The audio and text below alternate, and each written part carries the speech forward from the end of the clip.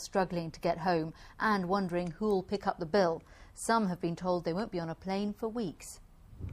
Things are moving again at the airports, but some travellers, including hundreds of the region's teachers, are still a long way from getting home.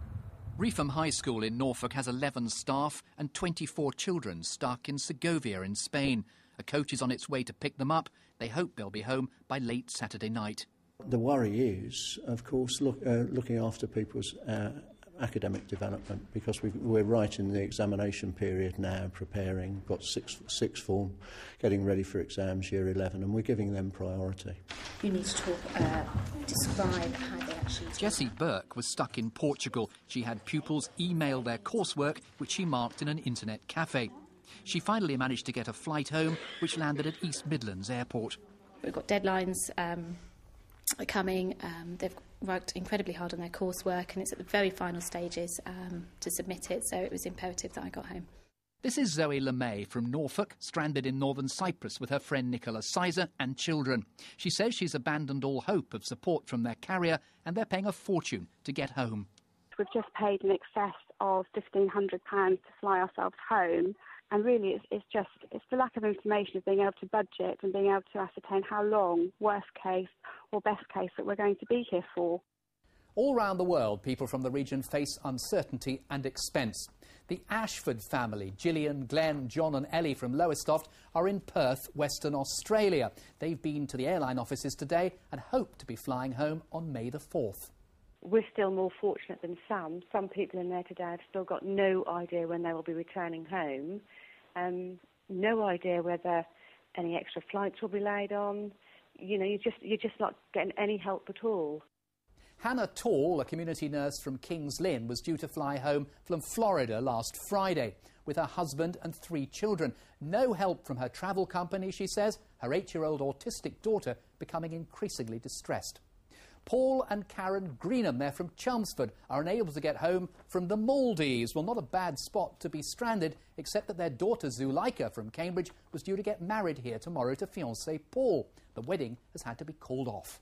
It was really upsetting when we found out we had to cancel it. All week it had been like, do we, don't we, and we were waiting for news. And then when we finally found out yesterday morning, it was really upsetting, and we just had to go into postponement mode.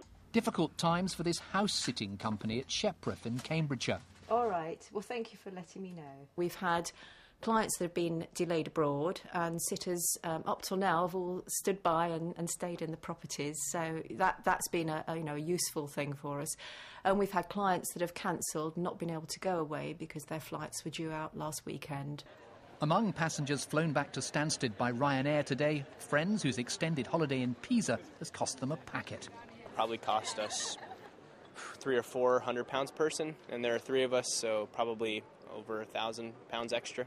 The airlift continues, but many are having to pay dearly to get back on home soil.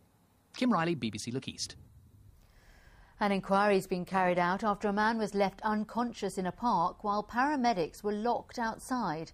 The 31-year-old was hit by a cyclist and lay with serious head injuries because crews in Cambridge didn't think they had the right keys for the padlock. Still stained with blood, the scene where Lawrence Bettridge lay with a serious head injury. On Friday night, he was walking with friends when he was hit by a cyclist, who then fled the scene. Lawrence's friends called 999 immediately, and a rapid response vehicle arrived. But it couldn't get through to the park. He was unconscious at first for at least a few minutes. He had blood on his face, his nose and mouth were bleeding. We were on the path right in the middle of the park, and Lawrence was lying there unconscious. The gate was locked, so there was no way for the vehicle to get into Jesus Green. And this is the gate in question. At the time, it was locked, so when the rapid response vehicle turned up, it couldn't get through. But when Lawrence's friends asked the driver to come out of the emergency vehicle and walk into the park to come and help Lawrence, he refused to do so. Later on, the paramedics were also reluctant. Eventually, the paramedics walked over to treat Lawrence, but his friends say it was half an hour before the ambulance got to him. Really angry. And I know my friends as well who were at the gate trying to talk to the ambulance crew and also trying to look after Lawrence. We didn't understand what the delay was. We didn't understand why the crews couldn't have keys to get through the gate. The East of England Ambulance Service say there was some confusion. At the time, they believed they had the wrong keys. But after meeting with Cambridge City Council this morning, they found they had the right keys all along. The ambulance service say they've investigated and are satisfied this won't happen again. But Lawrence Bettridge remains in hospital in a critical condition. And his friends want to know why he was left untreated for so long. Fatima Manji, BBC Look East, Cambridge. The Conservative Party chairman has been in the region today. Eric Pickles has been meeting party workers in a number of marginal seats. The Tories have been on the back foot since last week with the surge in support for the Liberal Democrats. The party chairman on a mission to rally the troops. First stop this morning, Harlow in Essex. And in a supermarket car park, a quick pep talk for the activists. But there are lots of ways in which you can vote for Gordon Brown. You can vote Labour, or you could vote Liberal Democrats. In fact, most of his speech was used to attack the Liberal Democrats, and that went down well. Many in the party have been shocked by the sudden popularity of Nick Clegg. It's an issue we can't afford to ignore. We do have to get our line out, and we need to tell people that we do need one strong party running the government. A hung parliament is going to be a total disaster. Many activists have been rather jumpy this last week, haven't they? Well, of course, you've got to expect in a general election campaign, things are going to move about a bit, polls are going to move about a bit, issues are going to move about a bit, but the underlying truth of us needing to bring change to this country remains the same.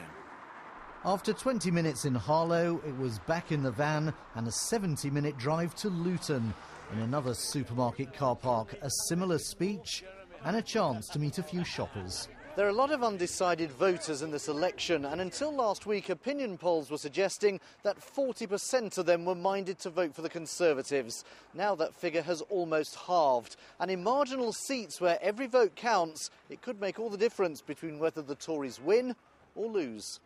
They are willing to pay. And among many of the shoppers, there were a lot of people still uneasy about voting Conservative. I'm not really impressed with the fact that they're going to freeze teachers' pay. I think in the past couple of weeks, David Cameron's shown his true colours. Are you minded to go to the Conservatives, or...?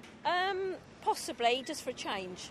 After Luton, it was off to Basildon and then Castle Point. The Conservatives still believe they can win this election, but it's proving harder than they expected. Andrew Sinclair, BBC Look East. And still to come on the programme, we take